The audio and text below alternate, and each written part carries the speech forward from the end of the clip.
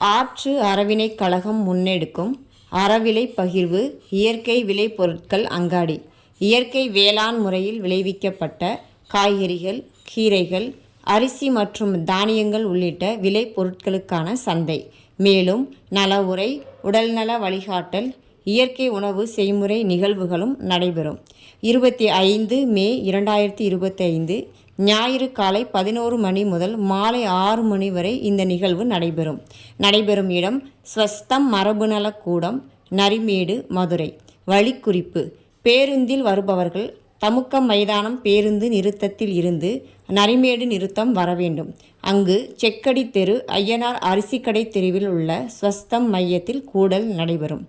நிகழ்விற்கு வருகை புரிபவர்கள் தொடர்பு கொள்ள வேண்டிய எண் 9842212731.